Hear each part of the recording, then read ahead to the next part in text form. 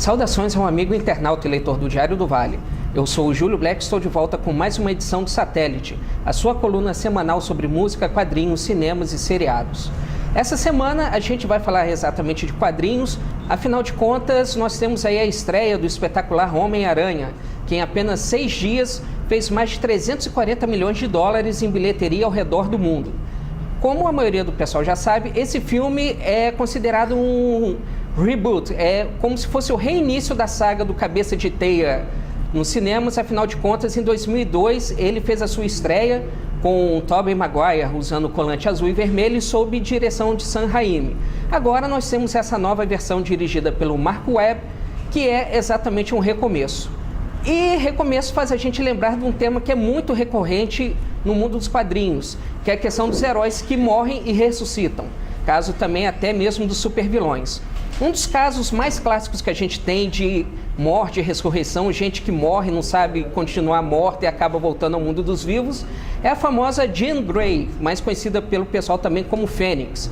Ela que morreu nos anos 70, a primeira vez, voltando como a Fênix, ela acabou enlouquecendo, virou a Fênix Negra, teve consciência das besteiras que estava fazendo e acabou cometendo suicídio.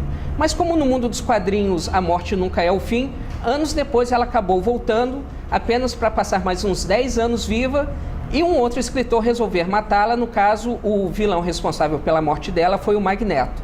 Magneto também, que é outro personagem, um dos principais supervilões do universo mutante, que gosta pra caramba dessa história de ficar morrendo e voltando. Afinal de contas, em muitos casos, falta de criatividade nos quadrinhos é recorrente. Ele já foi morto pelo Wolverine, decapitado pelo Wolverine, ele já foi clonado, ele já voltou como se fosse um bebê e de todas as formas, de uma maneira ou outra, ele está voltando. A gente também sabe que isso não é uma exclusividade só da Marvel. Nós temos também o caso da DC Comics, que teve a morte do Robin no final dos anos 80, um dos Robins, que foi o Jason Todd, que acabou sendo morto por decisão até dos próprios leitores que votaram por telefone. Ele foi morto pelo Coringa e anos depois ele acabou voltando pelas mãos de um outro escritor também contratado pela DC Comics, nesse vai e volta do além dos personagens. Outro caso também que a gente pode citar é até da Tropa Alpha, voltando à Marvel. O Guardião, o líder da equipe, ele foi morto nos anos 80 pelo seu criador, que foi o John Byrne.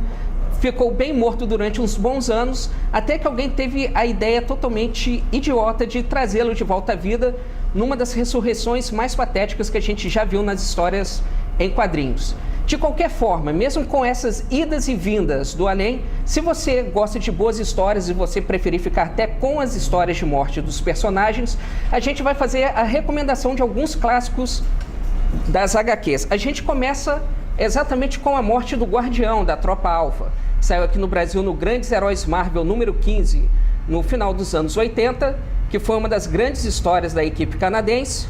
Na sequência, a gente teve também uma história que foi quando o John Byrne, o criador da equipe, acabou saindo do título, a última história dele, em que ele sugere que o Guardião teria voltado à vida.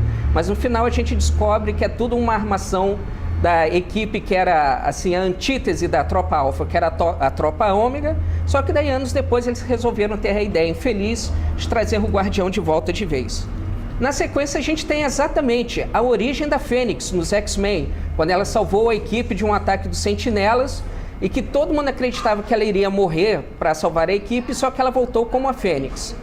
E temos uma das grandes histórias em quadrinhos, que é a conclusão da saga da Fênix Negra, que saiu no Brasil em 1985 em Grandes Heróis Marvel número 7, que é a morte da Fênix, que foi considerada uma das mortes mais chocantes dos quadrinhos de todos os tempos, até porque naquela época, quando a história foi publicada originalmente nos Estados Unidos no final dos anos 70, era muito difícil um super-herói morrer. Vilões morrerem era super fácil, eles morriam, depois voltavam e ficava todo mundo feliz.